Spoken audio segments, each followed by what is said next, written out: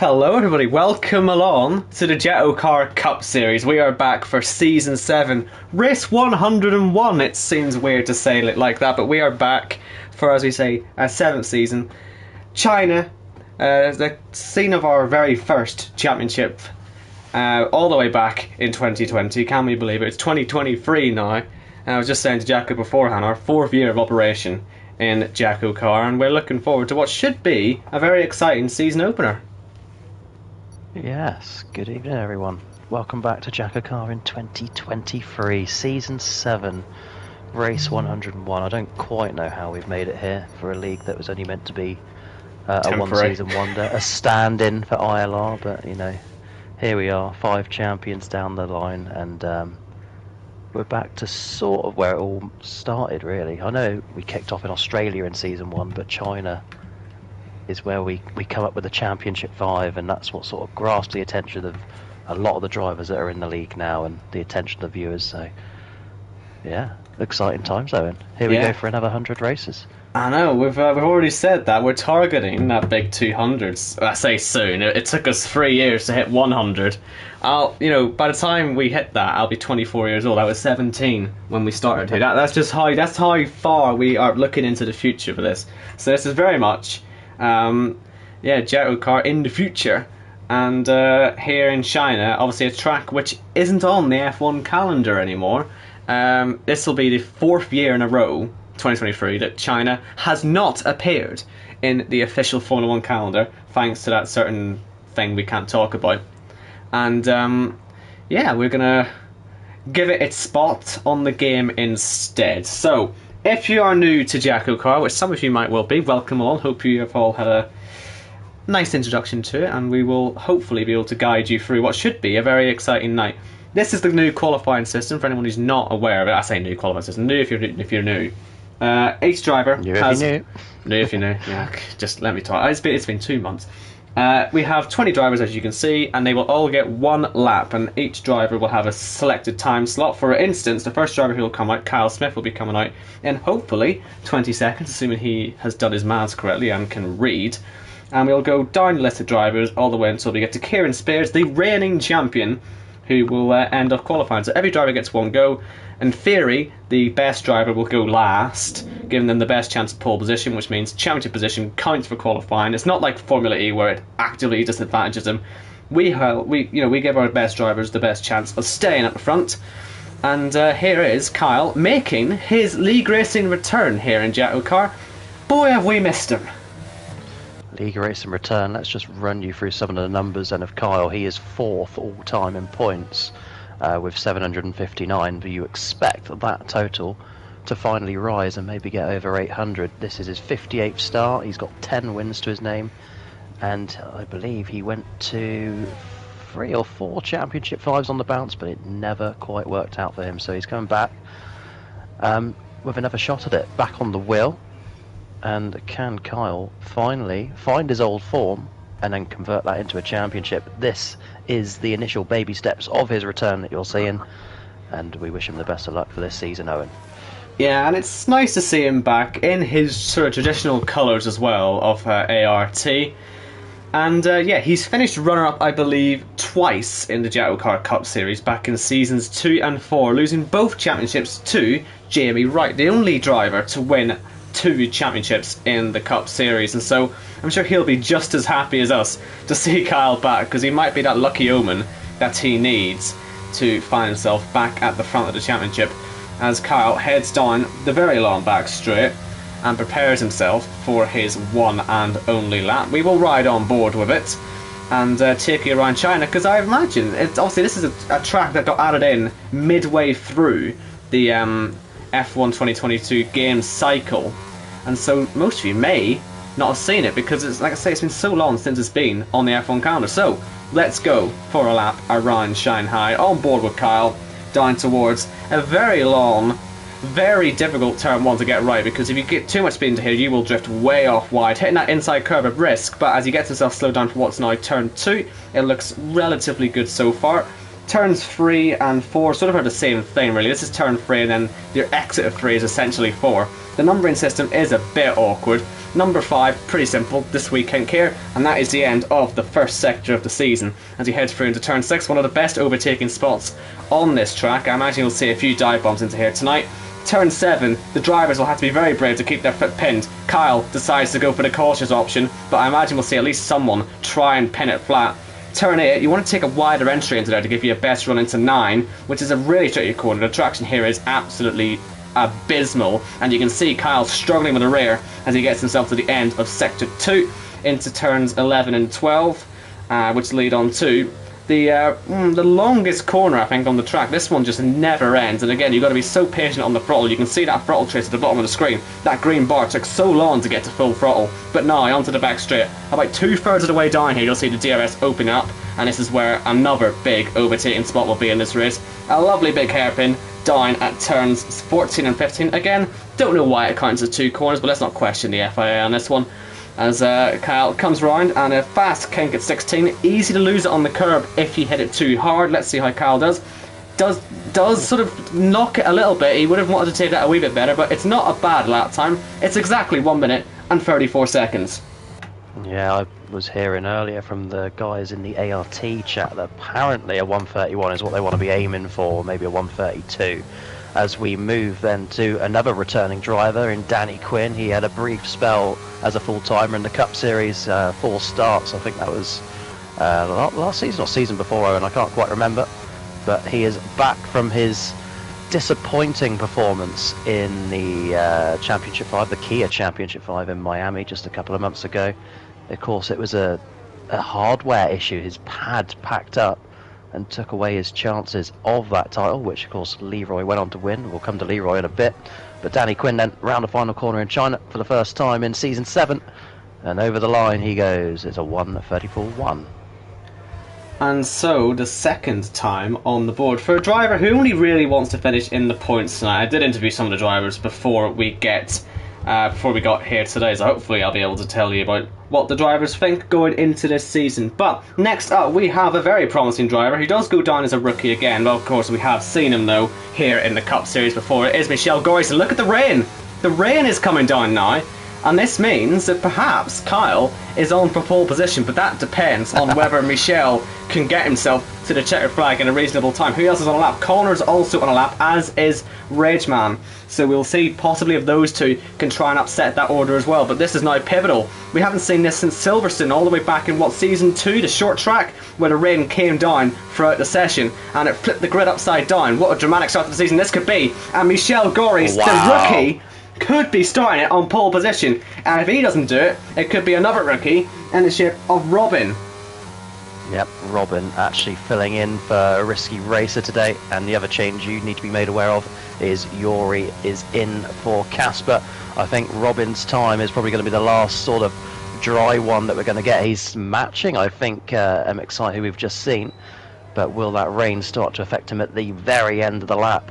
If he can keep it all together, he's on for at least a top 5 start before we start seeing the slower times. Then it's a battle of pure skill of the drivers, because it's a very low traction circuit. But Robin to the line, P4, and you know what? I don't think he's going to drop too far from there. 3 1,000ths of a second separating the top 2. We got used last season seeing those close gaps, and it's happening once again tonight, and I just don't see anyone being able to do anything about it unless the rain gets less. But as you can see, we've got Gareth, Tees, Jordan looking intermediates, Yuri looking the full wets as well. He's going 5 from last, so is this rain going to continue to pour it down throughout the session? As Connor crosses the line, he goes P4. It's not bad, it's nearly, well, it's over half a second quicker than Rageman. Considering the conditions, I think he'll take that. P4. And next up will be the man who won his only championship here back in season 1. He has been in JACKOCAR longer than anyone else in terms of race starts. This is, I believe, his 99th race start. Pete Knighton. Yeah, 99 starts in the Cup Series and 1 in the Kia Series, so you could say it's number 100, but I think we're all going to wait till next week to celebrate the centenary of races for Pete. A little correction for you, Owen. I think it's Yuri who is on 133 race starts all time across both tiers as the most experienced driver, but when it comes to the Cup Series, nobody tops this man. I remember that amazing battle he had with Khalifa in season 1 some 2.5 years ago now, where he took his first and currently only crown but we've been told big things are coming for Pete.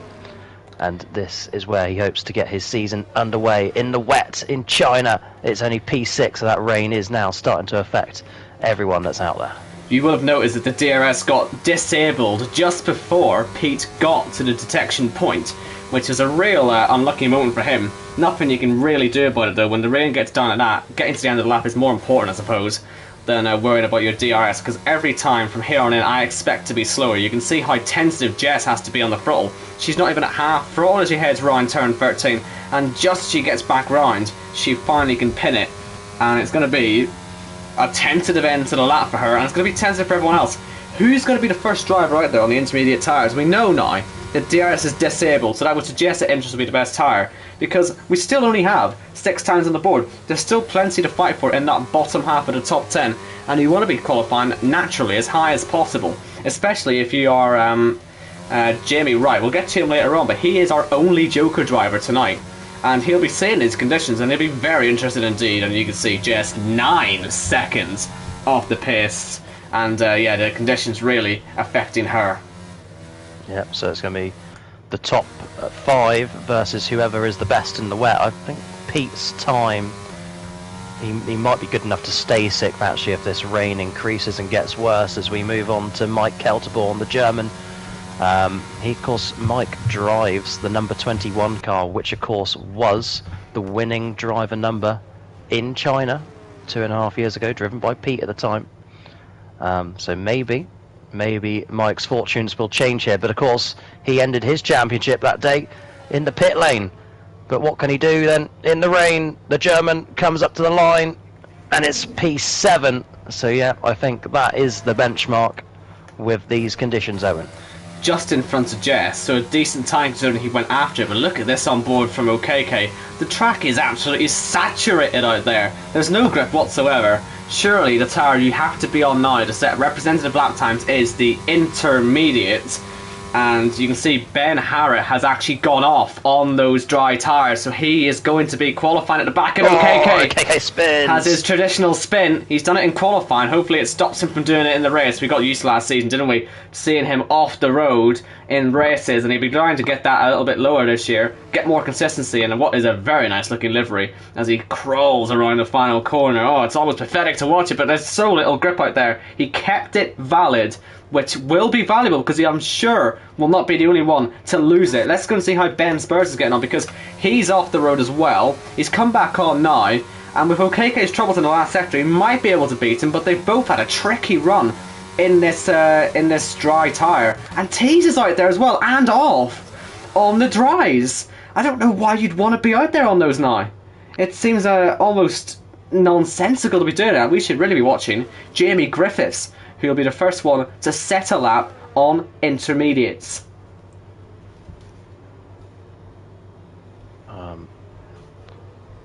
They are, and I was just trying to get the time information up because on my screen everybody was on softs.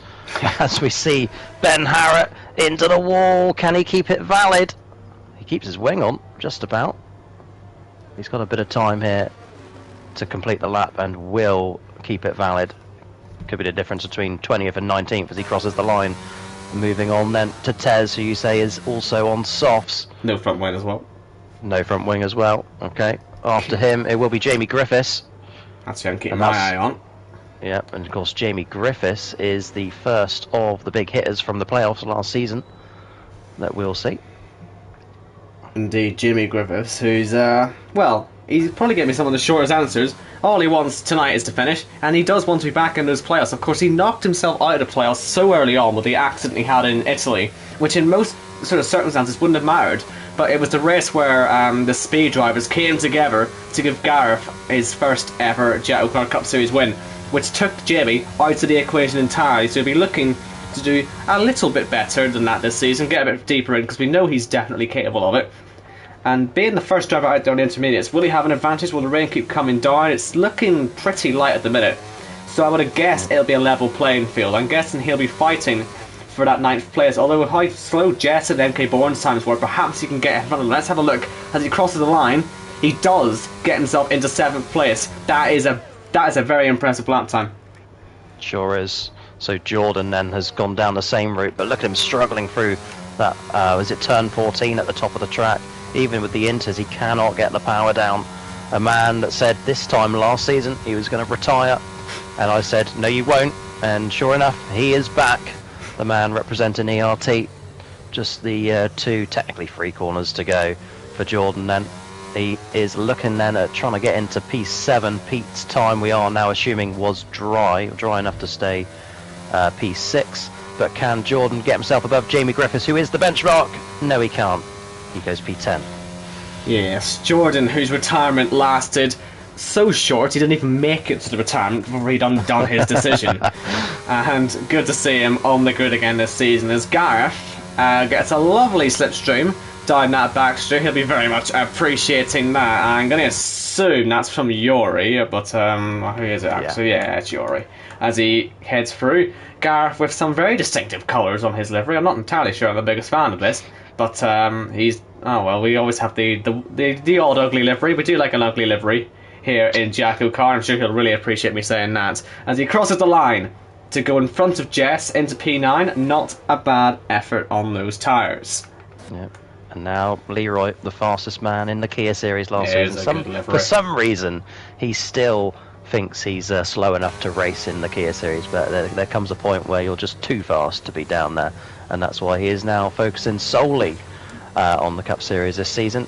But incredible scenes at the end of Miami last season, wasn't it, Owen, with Yuri get a puncher on the final lap in the last sector, and Leroy taking it away from his brother, just like the season before in Saudi Arabia when it was a penalty that intervened. Of course, keeping that so that the Kia Series has a different winner, a different champion from every season it's ran. That starts next month, March the 7th. But what can Leroy do now that he is full-time and all his effort and all his energy can go into the Cup Series? And final corner for Leroy. He's again looking at that 142.3 that Jamie Griffiths set to the line for Leroy. It's only P12. I think the weather could be getting worse. It did have to be in these conditions as well that we see the 2 Hasselagers out on track, of course. That puncture happening, it must have been, 30 seconds from the line for Yuri. You couldn't really write either of the season finales that we had, both in Kia and in Cup. Both titles being decided on the final laps in 2 wildly different circumstances, but both in the wet. Definitely both worth watching again, although you will know the result because we are going to have to spoil it, and it was 2 months ago, but still. watch the pre-race show as well. Also very entertaining. Plenty. It's only 2 hours long. Only 2 hours long, but I mean, it was worth it. As Yuri round the final corner, a bit twitchy, looks a little bit quicker than his brother at the moment, but will fall behind right at the last and go P13. Now, Jamie Wright, he is the Joker tonight, the only Joker. I'll let Jacko explain how the pit stops and all the strategies are a little bit different this season.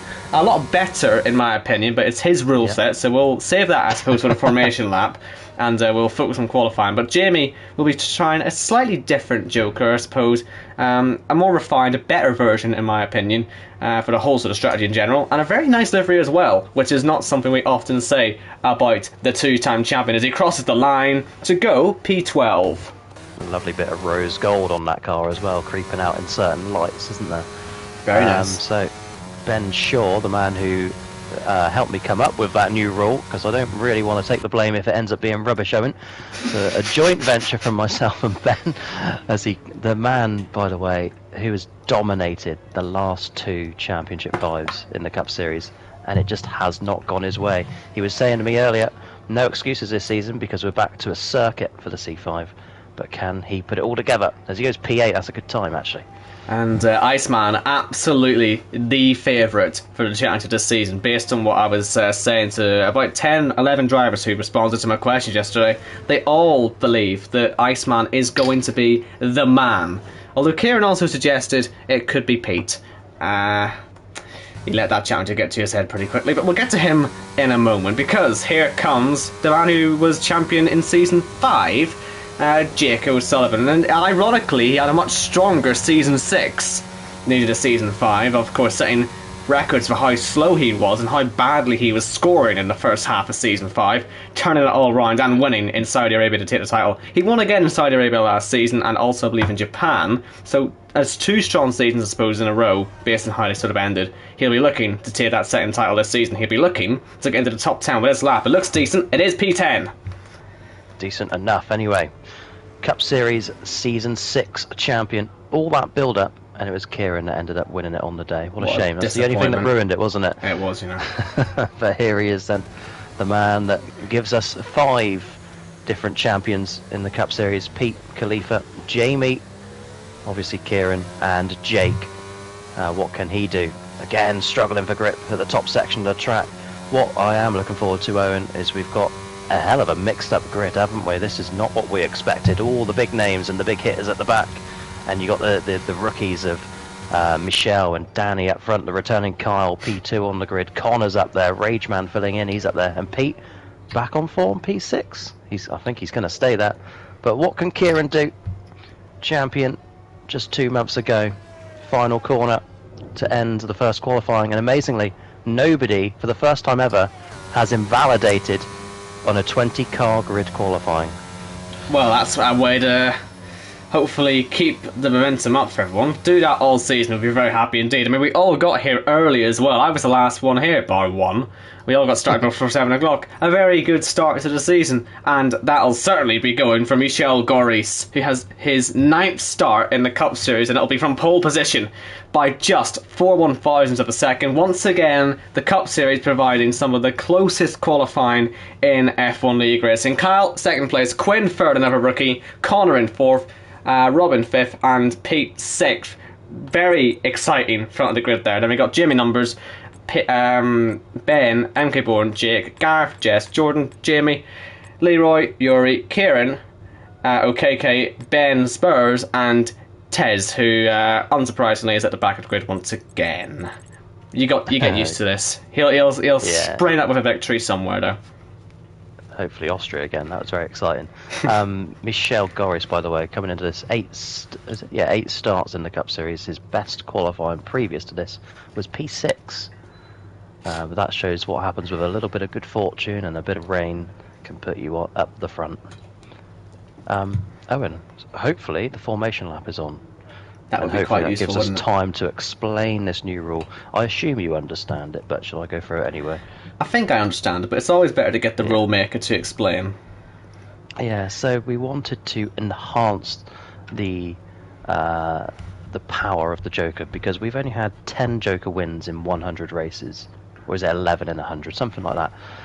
But we were seeing a lot of lap 1 and lap 2 pit stops, and that was basically putting drivers onto the same strategy as a Joker, therefore making life harder for the Joker.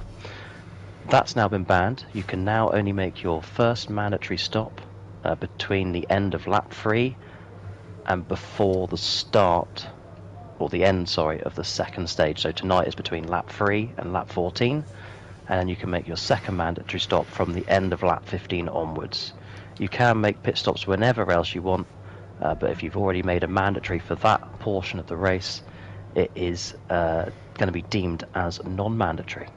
And so safety car stops, are they still going to be non-mandatory in those periods? They are still non-mandatory, yeah. So that will make it very interesting if we have early safety cars in this race, because you will end up seeing the drivers in. But I very much agree with having a rule like this put in, because we said it, didn't we, all last season? It became the trend to see half the grid in the pits by the end of the first lap, and all strategies done by lap 5, and we're all sort of sitting there like, well, that's a bit boring.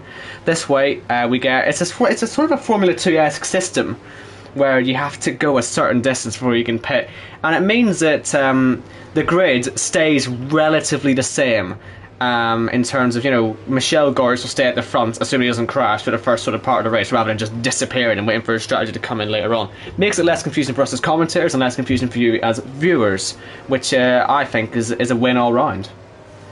Yeah, I think we were very fortunate as a league that the racing was very exciting, because the strategy element of it was not exciting in the slightest, and we got away with it for a season where it is being exploited, and now it sort of helped bring that rule in, as well as we wanted to make the Joker stronger, more powerful for a longer time anyway. but seeing lap 1 and lap 2 stops, it needed a change. So last season, as excellent as it was, we can't rest on that. We have to advance and progress and make changes, and that's exactly what we've done. So hopefully this is the change that makes JACKOCAR the perfect package. It already is the best esports league in the world, as backed up by everybody that I've spoken to. That's a long list compiling of myself. But yeah, I'm very much looking forward to the rest of this season. Owen Wyatt, we're back in 2023, 20-car grid, 18 of these full-timers, a mixed-up grid, a track we've only ever been to twice before in seasons 1 and 3. It's been absent for 2 years. China, it delivered in the Championship 5, it delivered in the final laps of the Season 3 race. What can we expect as we see Michel Goris come to the grid to get us underway for Season 7? 14 drivers on the soft compound tyres, 5 on the medium, and Jamie, the only one, our Joker driver, on the hards. So all 3 tyre compounds are getting used tonight, which we always like to see. And hopefully we will see the traditional spinning to the grid, or as maybe Yuri decided to bin that off on me now this season. I didn't show him doing it in the Challenger 5, he wasn't very happy with me. And well, he's parked up nicely at least. And we see Tez, the last car, parking up on the grid. We have lights. It is race 101. It's the start of Season 7. And for the first time in 2023, eventually, boogity boogity boogity, let's go racing! It's a decent start from Michel Goris. Looks a little bit slow for everyone behind for a few of them, so we'll see a lot of side by side. Will Kyle get into turn 1 in his first race back? He will! He's off, he's going to be collected surely by Gareth at least. He loses his front wing. A few more cars off there as well, and having more chaos as Leroy goes for a spin as well. I believe that's at least a virtual safety car, and we'll see if it gets upgraded. But that was chaos as Kyle went for it into turn 1. Pete has made up 5 positions on that start. Oh. And speaking of Pete, that start between Kyle and Michelle is an exact carbon copy of Pete and Khalifa from Season 1 when they were battling for the championship.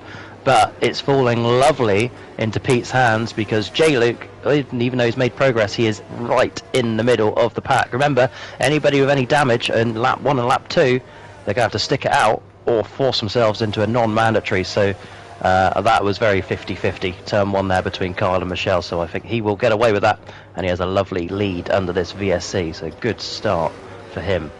So I would say the big losers, Gareth, Kyle and Rageman, they all had just massive damage, and I'll be interested to see how the stewards look at this as we go green here in Shanghai. It looks like Jimmy Wright did survive all that on his Joker, so that works out nicely for him as he moves himself up into the top 10. Yellow flags again for Rageman. Again, like I say, no front wing. He's going to fall right behind. Will he stick it out to the end of lap 2? He may put himself under pressure being lapped, but here comes Jamie Griffiths down the inside on Pete for second place. And a man he lost out in the playoffs so early on last season is looking to start Season 7 with a vengeance. He's still on the inside. Surely will have the position and he's up into second place, but there's a little bit of contact on the exit. Look out for Jake as he goes alongside Pete, and they'll both get a decent run. Is there room on the outside for Jake to try and get both of them? We're going to be free wide in towards turn 1. So risky to do here, and there's no room for Jake to come through on Pete, but he may well still have a chance on Jamie because Jamie's going to get boxed in here, and surely we'll see Jake throw it down the inside and up into the podium positions as they all head back round. It's going to help Michel Goris really pull away here. Will Jake have a go at Pete, or will he wait a wee while longer? But that's good race management for him early on in this race, and now we see Iceman, the favourite for the championship, going alongside, and I don't think he'll be able to get Jamie just yet. Yeah, 2 things there. Michel Goris led his first ever lap in the Cup Series, and we have non-mandatory stops for Mike, Gareth, Robin, Tez and Jordan. And I know that Jordan, as well as one other, had to queue. It must be Robin because he's down in P20 at the moment. But Jamie, great driving from him.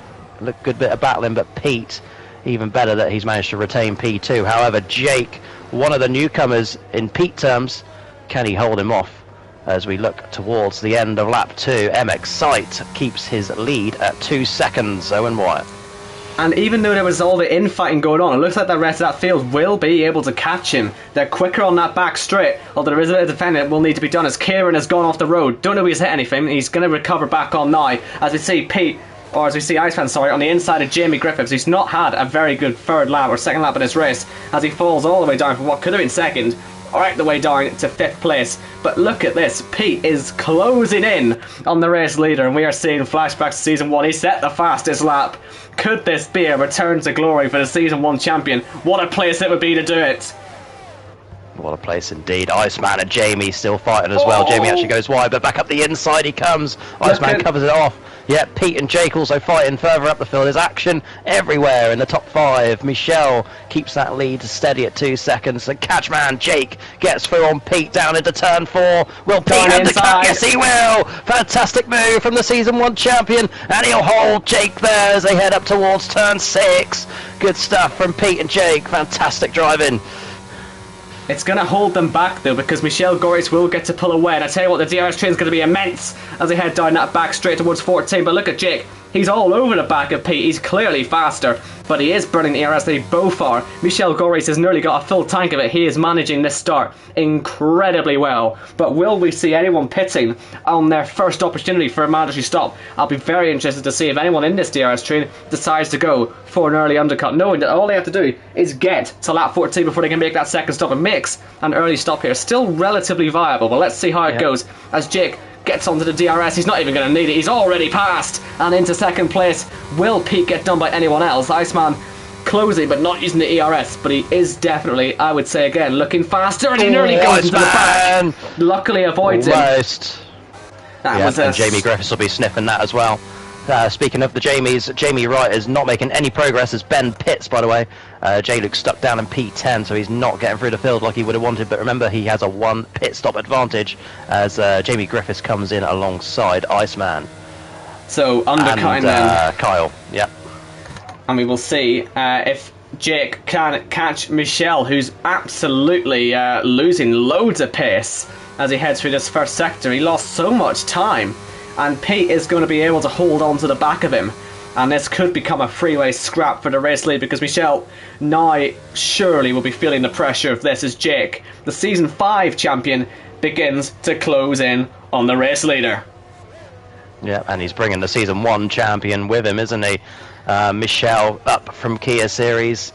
He is running Kia Series again this season, but the Cup is where you want to really show yourself, isn't it? And what can he do with 2 former champions of the league, of the pinnacle of esports? Do you think it's going to be easy for Jake to get this move done down the back straight, Owen? Or can Michelle hang on for another day, lead another lap? Remember, you get a playoff point for leading the most laps, and he's currently led all 3 so far.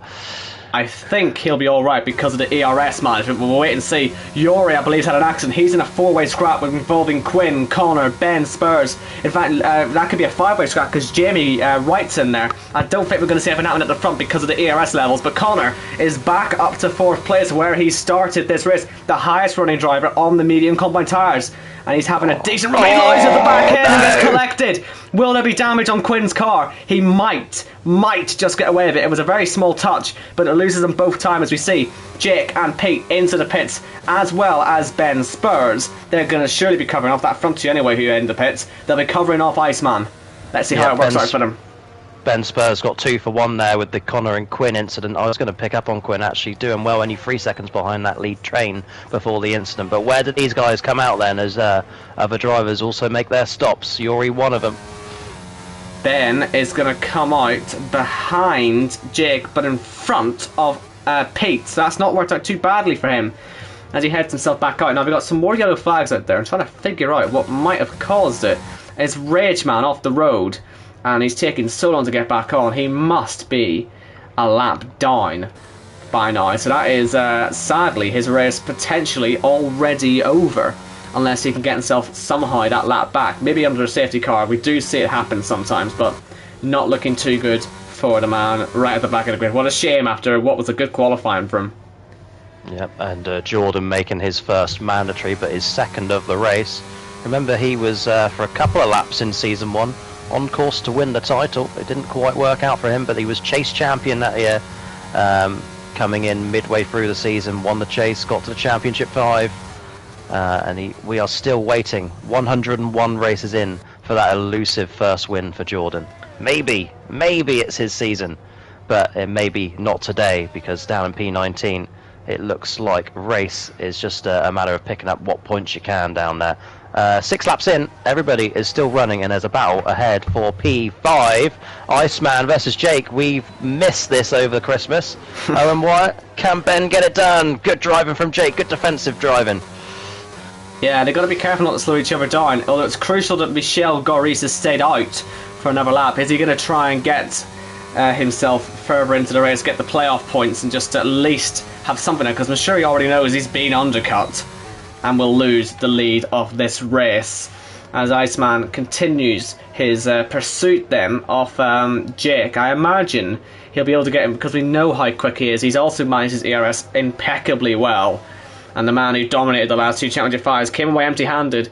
Everyone knows he's looking to make a statement, statement 4.0 by this point, but it has to happen eventually for him.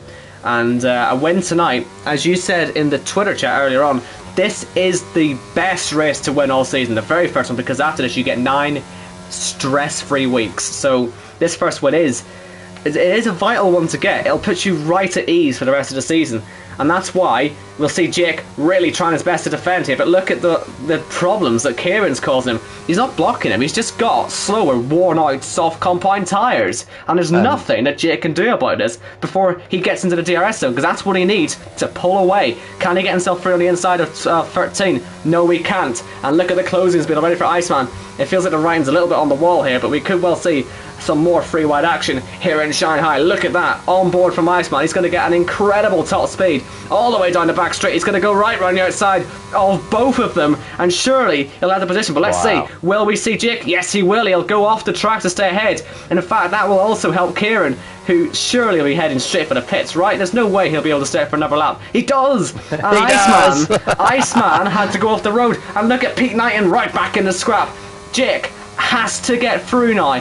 He put his car on the line into turn 14. He's doing it again into turn 1, and he's back up into 4th position, which I believe is still going to turn into the net race lead. He's got that car in between himself and Iceman now. That could be so important at the end of this race when the checker flag falls. Season 5 champion shows the Season 6 champion how to make a move into turn 1. Kieran now is going to let Iceman through, and you'd expect Pete will follow as well. He actually set the fastest lap whilst we was watching all of that, and gaining all the time as well. Yep, there you go, Kieran off the road and Pete through. So we are looking at, Owen, a 4-way fight once J. Luke makes his one and only Joker stop later on. And when off the will he road do that? goes Jake, or Connor, sorry, go off the road. That's a risky thing to do at that stage of the track, because that could easily cause incidents. But you know what? That's going to end up blocking Iceman again, is it?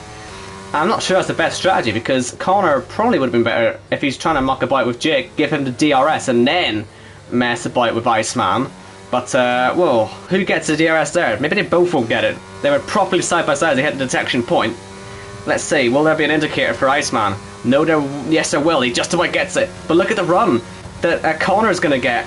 And both their DRSs aren't open. They had the detection point, but it didn't actually give him it, which means that Pete, round the outside, I think he got tagged by Connor. And he's again off the road. What's happened there? Had no traction there on the exit of 15. That was a bizarre spin after that initial tap. Into the pits, the race leader. Can Michel Goris, with all that fighting going on, get himself back out in front? I don't think he will. He's already behind Jake. He's behind Iceman. And he will come out just in front of Connor. But no, he's got no grip on the tyres, of course. They're freezing cold in this stage of the race. As Jamie Griffiths, he has to be said, on those hard compound tyres, is having no joy whatsoever. He's nowhere really near Jake, is he? So this is not quite working out for him. Not at all. I'd had to go to VAR very quickly on the stage point as well, by the way. Michel pitted and Jamie stayed out, and they were right next to each other over the line, but Michel nabs it, so he at the moment has won every single playoff point this season. That's pole and stage 1. Stage 2 comes at the end of lap 14, as we see Michel actually battling with Connor here. Well, you can see he's lost 4 seconds, and he's going to end up being challenged by Jamie Griffiths here. Iceman and Jake will be loving this, as will Jamie Wright, because they will probably be the top 3 fighting for this race victory tonight. Not at all a surprise.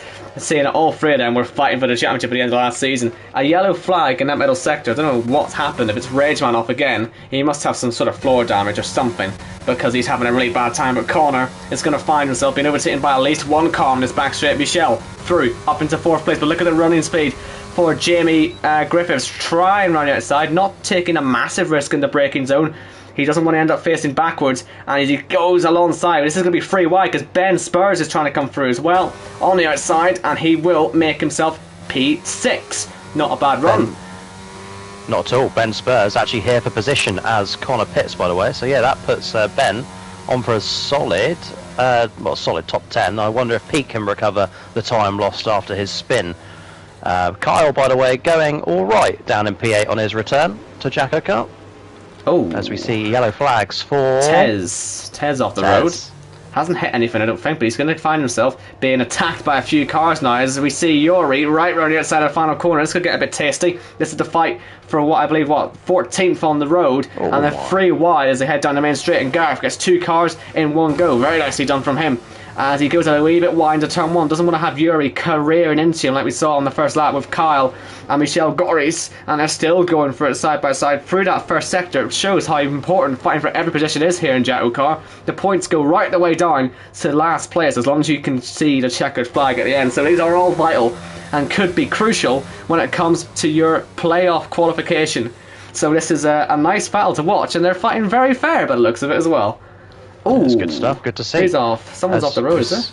Is it Rageman? Rageman facing the wrong way at turn 7. Side by side through 7. Was that Tez and Yuri? I can't believe they've managed to get out of that one alive, because those rear tyres will have been screaming as they headed through there, but they've somehow made it out of there alive. And let's see if Ben Spurs on the back straight was able to get close to Jamie Griffiths. Surely he'll be eyeing up that P5, because those hard compound tyres just do not look like they are working at the moment. As Tez retires, could we be seeing our first safety car this season? Yes, we are. Yes. And that is absolutely heartbreaking for Jamie Wright, because he would have loved to keep that 10-second gap all the way to lap 14, or at least a little bit further along, so that he would be in the right pit window for the other guys who are making their second stops. But they now get to save a little bit of their tyres into the safety car, giving them a better window to pit for the second time, because these tyres here in China are right on the edge. They really don't last. We saw it with Kieran. When his softs were gone, they were gone. So these few laps into the safety car will surely make the race a little bit easier for Jake and Iceman. Yep, and it of course bunches everybody back together, and everybody will be on the same strategy at this point. So the any stops as it stands, they are frozen. They are non-mandatories. So pit lane is open, but they will not count towards your mandatory stops. But everybody had that done, other than Jamie Wright. It's just Connor we see taking a non-mandatory stop at the moment. This will bunch to filled up. We've had some good racing in the opening 10 laps, Owen, and I would say it's good to have JACKOCAR back, isn't it? Very much enjoying this one so far, and we're only a third the way through. It's been exhilarating, this one so far. Thoroughly enjoyed this, as Jamie comes around the final corner. No point in him pitting, of course. I don't think I realistically don't think we'll see anyone pitting under the safety car, because the tyres, I say here, are just so poor at keeping their life that this is vital, because the later you make your last stop, the better your chances are of winning this race. So yeah, staying out as long as possible is the key. In fact, it will potentially help Jamie a little bit, just because he will have to do a shorter run on those medians at the end of the race, because I assume that's what he's going to end up going for. So yeah, I'll be interested to see how it all works. But here we go, Jamie catching the back of the safety car, and it looks like the whole field is indeed avoiding that pit lane. Two things. I just wonder if this new rule will actually prevent less mandatories, less non-mandatories. Like, will we see less non-mandatories? And secondly, just a reminder of the rules. Once the safety car comes in, the drivers must complete one flying lap before they can take a mandatory stop, providing, of course, it is after the second stage has finished.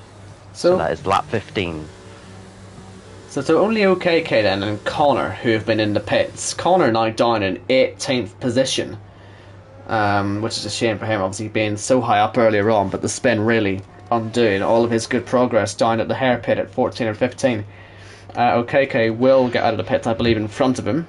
But mind you, under safety car conditions, he may not be able to get himself up to speed. Let's say it'll be tight, but actually Connor does get him on his fresh soft compound tyres. He'll have a lot of potential overtaking to do on that restart, so keep an eye out for that. Michel Goris will potentially be able to make a really late stop in this race. Of course, he already used a set of the soft compound tyres, didn't he, earlier on? Although a lot of them did, but he went a lot further on them, which means that his next 2 stints will have a lot less tyre wear, which could give him more rein to absolutely send it. That 4 laps on Iceman is significant, I think. Yeah. Of course, Michel, he's not silly. He'll know he would be given that position, that luxury position that he was in because of the rain in qualifying. But he held his own out front, didn't he, for 7 laps, took that stage win. Be interesting to see what he can do now that everybody is all bunched up once again, or will he naturally fall away, or is that his genuine pace? Is he a top 5, a top 10 runner? We shall see in a couple of laps time. It's going to take a couple of laps to get everybody back together as we see Yuri and Kieran making non-mandatory stops. It is nice, Owen, that nobody's been lapped. Bar Rageman. Bar Rageman, who I hadn't noted. But Rageman, of course, only a reserve anyway. Poor Rageman actually is on lap 10 while the rest are on lap 12. He's a lap and a half behind as it stands, which is a shame, but do you know what? You never know on a restart. He may be able to have a chance, and the late safety car, they may be kind to him and give him his lap back. We have seen it before. It all depends on your position, I suppose, on the track. I think the drivers would rather have the lapped car out of the way anyway, so that's why they tend to sort of help each other out on that one. As we see, potentially this being the last lap of the safety car. It just depends on Rageman, I suppose, but maybe with being him the lap car down, they may just go with him. Let's wait and see, because I think the rest of the field will get backed up on this back straight. Yeah, he's very out the way, isn't he, Robin? Who is actually suffering from flu racing today.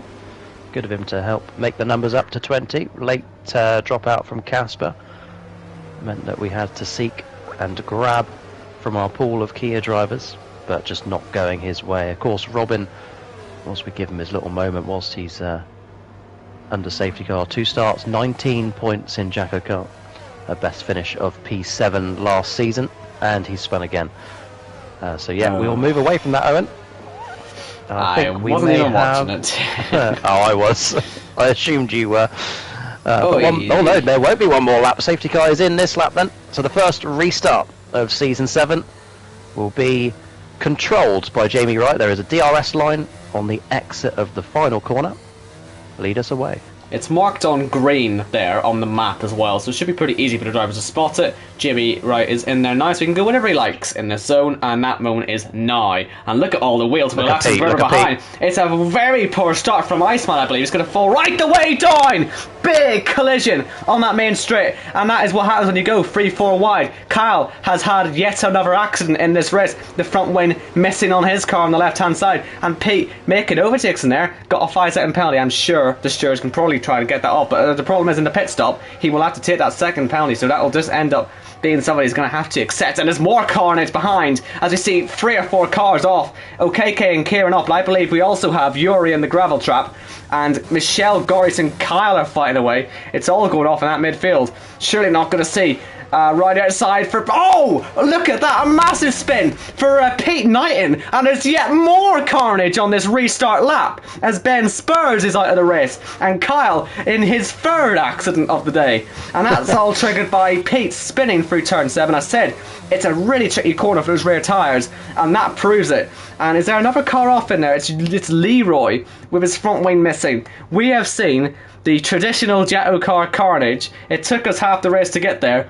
but it's well and truly shown its ugly face again. And it's virtual safety car only.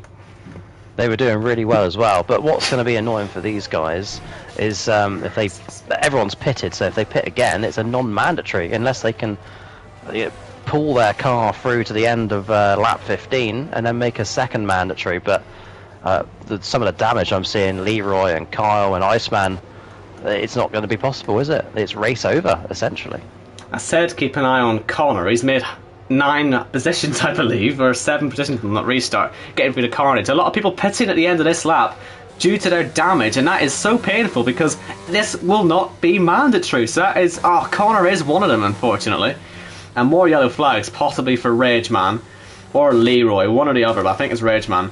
As we see the fight for the lead then, we do still have that going on with all the chaos, and that chaos has certainly helped these two break away. They would have been dreading a full course safety car once again, because it's going to be these two leading the way, Jamie and Jake, at the halfway point in this race. And Jake, with the better tyres at this stage, will he be able to make this one work and get himself up into the lead sooner rather than later? As Jordan as well tries in the back of Quinn for that top 5 position, and Gareth, who lost his front wing on lap 1 of the race, up there in 4th place. It's all been sort of flipped on its head, this one, due to just unbelievable amounts of chaos. We've seen isolated incidents in JACKOCAR where it's all gone off, but never at 3 or 4 different corners on the track on the same lap. As we see, is that going to be another VSC, or is it just because we've got cars off at various points? Because Connor lost his front. Spun again. Yeah, it's only local yellows that this is showing, so it's not going to be a full safety car. But we do lose another car. Oh, and Pete spun off as well. Oh, it's all gone off here. And he Quinn must have some sort of underbody damage. Quinn fighting alongside Jordan. Jordan, who's on older tyres, the same age tyres, but a harder compound, but still making the move work up into the top 5 then, for a driver that many are looking at to be one of the dark horses this season. He's certainly putting himself right up there in the running. Very good to see. And from this point onward, we can see these second mandatory stops going through. Yeah, Iceman admitting defeat and pitting. Is it lap 15 now? Is it lap 14? He's pitted at the end of lap 14. Yeah, okay. So that is a non-mandatory for Iceman then. And what I was going to say, Owen, is Jamie Wright did pick up the stage win there. So that is his first playoff point of the season, and well on his way at the moment to converting a joker. But how hard will his teammate, remember there are no teams in JACKOCAR, how hard will his teammate Jake push him for the race win? I don't imagine he'll have to push that hard at this stage. It just depends on what we see at the very end. With how the tyres work out, because obviously Jamie's on a slower compounded tyre at this moment, and there's not much pressure from the drivers behind. They've got nearly 6 seconds on Jamie Griffiths, and you can see that Jake is burning all his ERS here, and it's not enough. It's not enough. Will he go for a dive bomb? I'd be surprised. We've seen these two work together in JACKOCAR in the past. It'd be a bit odd to see them smashing each other off the road all of a sudden. As we see yet more yellow flags. I don't think that one's for Rageman this time, as the top 2 in the pits and on the inside. Oh, they've collided on the way into the pits. Jake trying the opportunistic move. It nearly worked out, but the rear and the front tyres just locked. In real life, they would have been upside down. So we'll thank Lucky Stars. They didn't even get damaged there, but my goodness, that could have been disastrous. It wouldn't be JACKOCAR without entertainment in the pit lane, would it? Well, it would be typical, wouldn't it, for a race like this? Yeah. For the top 2 to wipe each other out in the pit lane. We got so close to see that happen. It has happened in racing before. We saw it in the Formula 2 race in Monaco 5 years ago. I still remember it. Albon and De Vries, I believe it was. And yeah, I've always wanted to see it happen in the F1 game, and I thought for a moment it was going to. But that has absolutely helped Jamie Wright, because it puts him now at 3.5 seconds in front of Jake. But you know what? You've got to respect the guy for trying. That was an opportunistic move, and we've seen it happen before in that sort of pit lane. And he nearly loses it on the exit of turn 6. I hope Jake isn't sort of flustered by that mistake, because he's still got a chance of closing back in here. They were in the party together when I was speaking to the ART boys earlier, so I'm sure there would have been an instant apology. I don't expect Jamie would have seen the move coming in the pit lane, though. That would have been one that Jake would have kept quiet to himself and hoped it worked, and it didn't quite as he... I'm looking at Jamie. Jamie finding himself behind Jess here. Jake all the way back in Where is Jake? No, P8. is that an illegal overtake? I think it is an illegal overtake. This is going to help, surely, Jake catch up a little bit, because Jamie has had to slow right down on the straight to make that move on Jess, because he was in the local yellow zone. So I would have thought Jake would have been able to catch a little bit there on that back run. In fact, yeah, he has a little bit. So, yeah, good from Jamie to notice those yellows, though, because he could well have easily got caught out there and copped a 5-second penalty, which would have ruined his race. Jess comes in to make her second mandatory stop. That strategy done for her. Of course, everybody now looking to complete their stops if they haven't already. This is where our job, Owen, or my job more than anything, Your job gets difficult in terms of keeping up. I dare say how you and Gareth are going to get on when the Kia series gets going again. The only thing that helps me here is that as Iceman it is off the road in the final corner, the only thing that helps me is that, well, I can see how long everyone's been on their tyres, so everyone who's got 1 lap or 0 laps on their tyres has finished their strategies, essentially. That's the best way I can look at this, and I hope that's understandable for the rest of you as well. I'll keep trying to keep you up to date on that one. So that would be Jamie, Jake, and Jess at the stage. Message from Newgarden in the live chat saying that Iceman's stop at the end of lap 14 was mandatory. That is incorrect. Mandatory stops begin at the end of lap 15, so the stage has to end, which was lap 14. So just to clear that up, so Iceman still has a stop to go. Hopefully they gets that message across, otherwise he is facing disqualification. See, the problem is he didn't have a front wing at all, did Iceman, sorry, when he made that pit stop, so there's a good chance he had sort of no choice in that matter. But I hope someone tells him. Mind you, with where he is at the moment, he's not really looking for a big result anyway, but the points do still count. I would expect him to get a race win at some point, though, so I don't think it's the end of the world if this goes wrong for him. It would be a massive surprise if the favourite for the championship doesn't even pick up a win in the first part of the season, so hopefully it's just an off day for him and we'll see him back stronger soon. But I mean, wonder if we're going to see Jamie Griffiths, Gareth, Jordan, Quinn all go for softs at the end of this race. Do you reckon they can give it a go? Because they're staying out a lot longer than the rest of them, and obviously Yori on softs will probably be looking to make his last pit stop relatively soon. But that top 4, mainly actually the top 3 actually, I'll be interested to see what happens there, because they're staying out a lot longer than I thought they would. They sure are. Maybe the hards are working for them. Gareth finding himself in P2 as well. So there's this new rule, and we're at a stage where if nothing else were to happen safety car wise, we still don't know who's actually going to win, whereas this time last season we knew who'd completed their strategy, and you generally knew sort of who was going to be on their way to winning the race. So we do still have that element of, we're not quite sure, 2/3 race distance, of who's got it covered. J. Luke in the box seat, but on the oldest tyres, and the 5 guys in front of him still yet to complete their stops. So Quinn and Yori fighting away in the first sector. Interesting to see that Yori's tyres still have a little bit of fight in them, which is a good sign for the rest of the drivers who will be looking at putting them on at the end. Jamie Wright is catching up on this, and so I wonder if we'll see anything happen there, or will they pit out of his way? They're both right on the edge of needing to pit, and Jamie will certainly be hoping they don't mess his race up in any way, shape or form. Of course, Jamie Wright, who was one of the absolute favourites to win the championship in Miami, of course he crashed out so early on in the race, didn't he? At turn 12-13, I want to say, in Miami. It was only the first sort of half of the race, and yeah, he's certainly looking for redemption from that. What a way to bounce back from that it would be 2 months later and taking the first victory of the season, because it looks like Jake just doesn't quite have the pace to be able to catch him, but all it takes is a safety car, and we saw what happened on the last restart. So it's never over until it's over, and there's no need to tell you that, like this one. Yep. And that is one car dispatched, relatively easy. We're on board for it. Will Yori get any slipstream off the back of Quinn, because Quinn's so slow on that straight?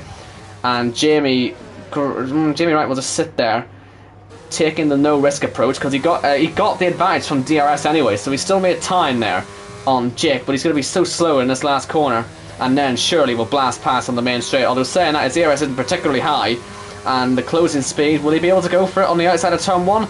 Is there a risk worth taking with the understeer? You'll probably see from Quinn with those tires being so old, and they're going to stay side by side for this first part of the lap. And surely Jamie has this one now. It makes no sense for Quinn to fight this one anyway, because he's not got the grip to be able to do it. And Jamie Wright is up into 4th position. Still a good bit of driving from the both of them though to do it without any contact. But the traction out of the penultimate corner that Jamie had, looking back from Yuri's perspective, is incredible. He's in a totally different league at the moment versus everybody else around him. So 3 cars to go, Jordan, Gareth, Jamie, and 8 and a bit laps to go. Iceman then 3 cars to overtake. Iceman then will not have to worry about that mandatory stop buggering him. Quite a lot of the field though still actually have to finish their strategies, don't they? We've got the whole top 3: Quinn, Yuri, MK Bourne, Michel Goris, Kyle, and Pete and Leroy, I believe, all have to finish, and it's raining now, so that's why they've all been waiting, which means that Jamie Griffiths will be able to make that next mandatory stop, and it'll be for the intermediate tyres, which means he's our net race leader. We didn't see that one coming, and if we get another safety car, it'll properly bunch this up. Jamie, Gareth, Jordan, what a top 3 that could be, as Jamie Wright comes around the final corner, and well, it's a countdown to when the DRS gets disabled, because this should very much excite us at the end of this race. What will happen next here in China? The only thing is, as well, is if Jamie Wright is bold enough, he can go to the end. If he thinks the rain is okay, he can go to the end. But the other Jamie, Gareth and Jordan, they all have to stop regardless because of the mandatory rule. So it's still, for the moment, in Jamie Wright's hands as he comes up to the back of Jordan. But the rain, like it did in qualifying, has thrown us a spanner or 2 in the works. I was actually going to read off a stat saying that the 2 guys in contention for the win, Jake is on his 3rd win, has got 3 wins, chasing his 4th. Jamie, 17 wins, chasing his 18th. But maybe Jamie Griffiths on 2 wins, can he convert it to get his 3rd win in the Cup Series in his 51st start? Well, let's see. It'll be interesting to see, because of course the problem is on these hard compound tyres, they're not going to have the best heat retention. So as this track continues to get wet, those will become like ice to drive on, and so it's not a guarantee that it'll be an easy sort of run through the pits as Jamie Wright goes up into 3rd position. We now have 2 drivers on intermediate tyres. I think it's a little bit too early for that. That is being proven by the leaders staying out. But yeah, Jamie Griffiths, he told me this week his only goal for today was to finish. He said his strongest tracks would be Brazil and Silverstone, and that he expected to be in the playoffs this season. He might well be about to achieve that on the first race, and that's without even going to his strong tracks. What a start to the season that would be for him. As there was a yellow flag, I believe it was from Michel Goris. He is going to pit. So a few drivers are going for these intermediates. I still think they're a bit early for this. But Yuri is now the highest runner out there on them. I mean, if we get a safety car, you're on the right tyre at the right time now. So I suppose that's one of the benefits for it. But the rain's barely coming down, really, at this stage. Yeah, so you would still put it in Jamie Wright's hands, wouldn't you? As for the race win. But hang on, let's just go on board. It's barely spitting. Jamie Griffiths will be praying for a deluge of rain. He is certainly struggling in the corners, but again, everybody has been at the top end of the track there. Gareth does it slightly better, and Jamie Wright obviously on better tyres anyway, as he begins to close that gap to Gareth. He has dropped Jordan by over 1.5 seconds now in less than a lap. Who knows, Owen? As we come up to 6 laps to go, Jamie Griffiths about to lead his 7th lap of the race. Michelle led 7, and Jamie Wright has led 8 so far, so the playoff point would go to him. for the moment. Final corner for Jamie. Gareth has a moment. Yeah, but gets away with it. We saw in the Championship 5 race that the tyres were the most critical thing. The call that Kieran made early to switch to, I believe, the full wet tyre looked a bit silly at the time, but it worked out for him in the long run. And we've still got 6 laps to go, and the rest of the grid are pitting around these leaders. Jordan on the intermediate tyres now. Could that be a race-winning pit stop? You just do not know, do you? Because a safety car, Puts him yes, in it the is box a race-winning pit stop, yeah. And Quinn looking at a podium.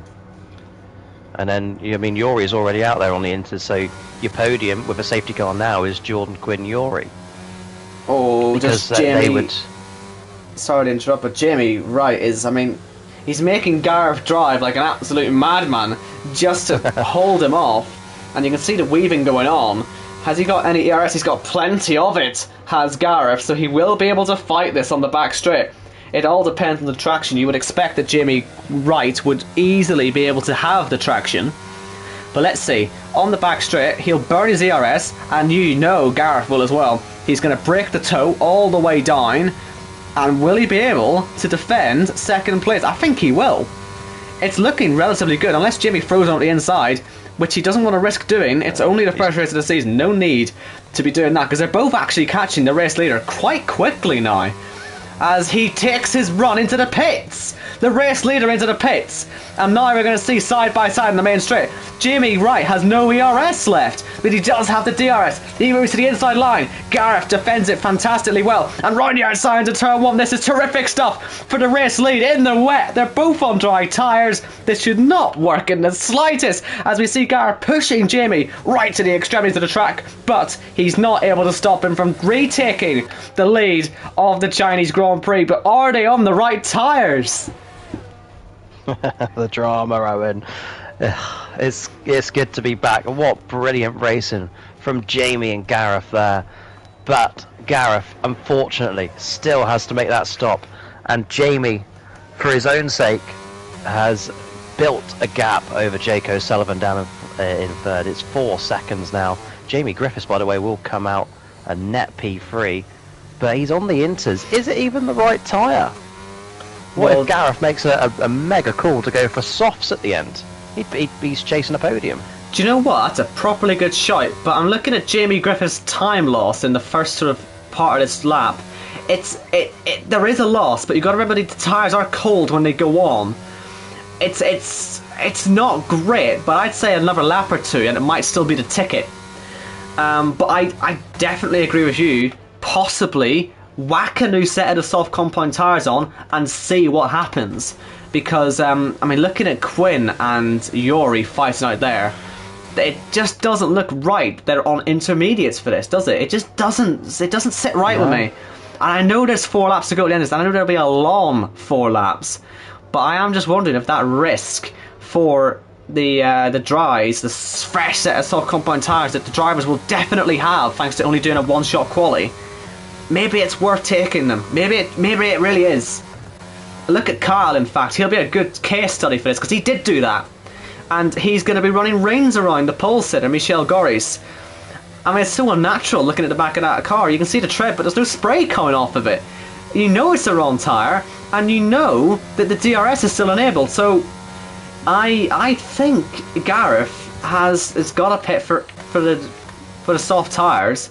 Make maybe 5 or 6 seconds, and perhaps if the rain gets down in the last lap, maybe then you'll get caught, but perhaps you'll have made the gap by that point. It won't matter. As it stands, I would imagine he's overcutting Jamie Griffiths anyway. But yeah, let's see how this all pans out. He is anyway, because your whole explanation there, Jamie Griffiths has lost 2 seconds to Jake in that same time, whereas Gareth obviously hasn't lost anything. So I think Gareth could be eyeing up a P3 here. Jake is definitely on for P2, providing he keeps it facing the correct way. And Jamie Wright is on for the win. As we look at inside 4 to go. Gotta be said that Gareth is doing very well indeed to stay this close to Jamie, considering what tyres he's on. I don't know if Jamie's had an issue out there, if he's starting to struggle with the conditions, perhaps he's trying to nurse the car to the checkered flag, but he cuts the last corner. He don't want to do that too much. do not want to be picking up a penalty this late stage of the game, because it could put Jake right into play. But I'm going to check if he got a warning for that. Well, he's had 3 warnings so far, has Jamie. So, I mean, he's right on the edge. I imagine one of the warnings might well have been for the contact with Jake in the way into the pits, but wonder if another was for track limits when he went off in that pit lane entry. So one more issue on there. He might pick up a 3-second penalty, which might give this man, the Season 5 champion, Jake, a little bit of hope out there. But the rain, it's still not falling. Gareth, he's leaving it as late as possible to make his decision on the pit stop. He knows he can't win this race. He knows that, but he knows he can certainly finish in 3rd. And as there's some more yellows in front of these guys, this is a risky situation. My goodness. As Michelle, who's that? Is that Pete, actually? It's Pete. In the middle of the road. Oh, what a position to find yourself in. And that could easily have taken the race leader right out of the equation. As Jamie does lap Leroy. It's a wonder he's still in this race. He was miles off in the turn 7 gravel trap earlier on. But still going down in 13th place. As onto the back straight comes Jamie once again. And Jamie Griffiths, by the way, has lost another 3 seconds, so dry tyres is the answer. Gareth Hall, if you're listening, that is the way to go. Get yourself a podium. I think his tyres are gone. He's got to pit this lap, I think. They are gone, but he made a lap 1 or lap 2 pit stop, so you'll see he's only done 2 stops, but he has to make the next mandatory stop, and it'll be this lap. It has to be. Yep. There you go. And I'll be amazed if it's not a set of soft compound tyres, because the fact is the track's not getting that wet. A new set of softs at this stage, you could even get a fastest lap point. Yeah, absolutely. So let's see what he does. Speaking of playoff points, J. Luke cannot be overtaken now. 11 laps led so far this race. That is a playoff point. Yep. That is the correct strategy call, as far as I can tell.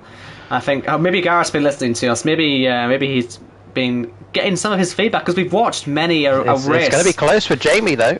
Yeah, he will lose out to Jamie on exit. He'll surely catch him, though. DRS is still enabled. He'll be in that zone, if not already ahead of him, by the end of even the first sector, because he'll get those tyres up to temperature relatively quickly. Jordan's bailed out on those intermediate tyres. He's realised, but maybe he should have just kept going. I don't know. Because it cost him 2 positions.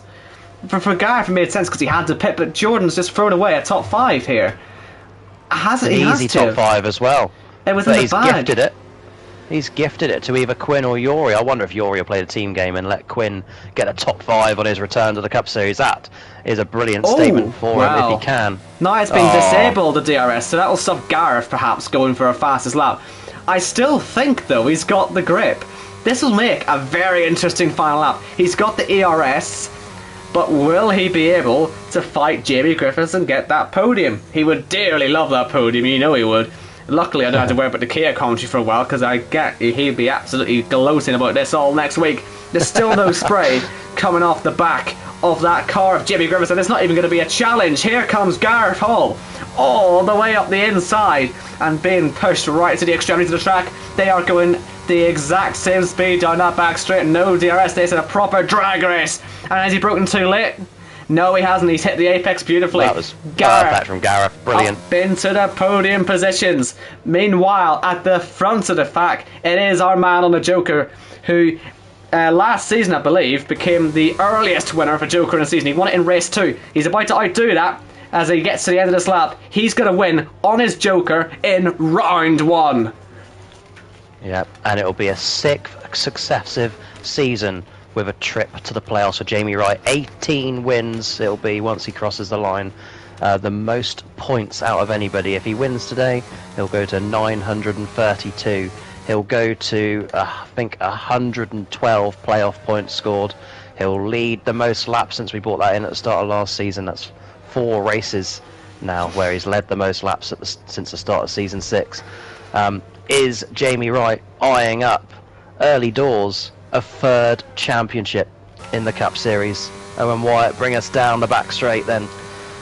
He started 14th on the grid as well. You've got to remember, when the rain came down in qualifying, it disadvantaged the 2-time champion. It did not work in his favour, but he's been able to come here and effortlessly get himself 13 places up. It never really looked like it was in doubt either. He seemed fully in control of this right from the get-go. As he comes round the final corner, Jamie Wright is going to win on the Joker. He's going to win the first race of Season 7, and he's through into the playoffs for the 6th season in a row. Jake crosses the line in 2nd place, a very strong start to his season, and Gareth Hall has made 2.5 seconds then on this lap on Jamie Griffith. So even though the DRS got disabled, the dry tyres appeared to be the quicker tyres in the end. As he comes around the final corner, it's going to be a very impressive podium for the driver who started down in 11th place. In fact, Jake from 10th. It's a podium from absolutely the midfield. Fantastic stuff. Jamie Griffiths in 4th. Yuri made up 11 places to finish in 5th, although he will fall down and finish 6th because of his penalty, so he'll only made the 10 spots, but I reckon he'll be a very happy top sort of 6 here, as across the line comes Yuri. Happy days for him. And Quinn makes it P5, P6 for those two. I think they'll take it. MK Bourne didn't see much of him today, but he came across the line in the end, P7, a decent drive. Jordan, he'll be ruined that last pit stop. There was no need to make it, I don't think, unless he had some sort of damage or a puncture. Jess, strong race in P9, and Michelle Gorries from pole, didn't quite work out in the end, but got across just in front of Kyle to finish P10, and then Italy a long way behind Kyle to find Iceman, Leroy who's already finished, Pete who's already finished, and it'll be Rageman, the last man across the line in P15. Our retirements: Connor, Ben, Harriet, OKK, Kieran, and Tez. Well then, there you go. You were talking about the top 5 will be happy. I think even down to Mike will be happy. Jordan, with that pit stop, I think we would have seen a freeway battle for P5 at the end there. That pit stop, totally unnecessary. His strategy was already done. I don't know if he, like you said, during commentary, bailed out of it. But I think the top 3 especially will be very, very happy with that. Well, they've made a combined, how many spots? 29 spots? So, I mean, I think they'll be very happy indeed with their exploits today. And it's definitely a podium, I suppose you wouldn't have fully expected if you looked at the grid coming into today. Jamie from Jake from Gareth. And yeah, not a surprise to see Jamie through to the championship playoffs. Of course, as you said earlier on, this is the one race you want to win almost the most at the start of the season, because it gives him 9 weeks to just build up some playoff points, but no real pressure. He's going to be able to relax on the run to the end of the first part of the season. Once again, the order for those who may have missed it: Jamie Wright won the season opener on his Joker. That's why he's only got 1 stop. It was all perfectly legal. Jamie from Jake, Gareth, Jimmy Numbers, Quinn, Yuri, MK Bourne, Jordan, Jess, Michelle Gorries, Kyle, Ben, Leroy, Pete, and then retirements. So Rageman didn't even make it to the line in the end. Connor, Ben, Harriet, OKK, Kieran, and Tez. Quite a chaotic season opener, Jacko. Yeah, I mean, it was better than our Championship 5 race here 3 years ago, wasn't it? Certainly. The new rule, I like the new rule. I think it's very... The timing of the safety car was very awkward for those that then crashed immediately after it, because it was right before the end of stage 2. So it ruined the races for the likes of Iceman and Michelle and Kyle. But the rule itself, it was designed to enhance the Joker. It certainly did that, and prevent lap 1 and lap 2 pit stops, which has certainly done that. So the strategy was wide open right to the very end. I think even if you got one of your classic boring dry races all the way through, then, you know, with no risk of a safety car kind of thing, there's a lot of strategy and a lot of drama that's going to be there all the way to the end, isn't there? Yeah, and I think that all those restart crashes must have been a little bit through the pressure of knowing that their pit stops were imminent and just having to get themselves in that position just to avoid stacking and all sorts. So it certainly adds a little bit more drama to the race. And, well, we're going to see it again next week, where we return. It's only been 1 race, but we're going back to Miami next week for what will be round 2 of the season. And, well, we've seen rain in the 2 races that we've seen there in JACKOCAR so far in the K Series and in the Cup Series. A lot less pressure this time. No Championship 5 to deal with. We're going to see Jokers involved there. And we're going to see, I would imagine, a very different sort of race there. So I hope you're all looking forward to that. And I hope you all enjoyed the season opener to, believe it or not, season 7. Still can't quite believe we're saying this. Our 4th year as a league, and very much looking forward to coming back next week for some more. So, hope you all enjoyed yourselves. Happy New Year, by the way. Didn't say that earlier on. It's been that long. Safe travels, and take care, everyone.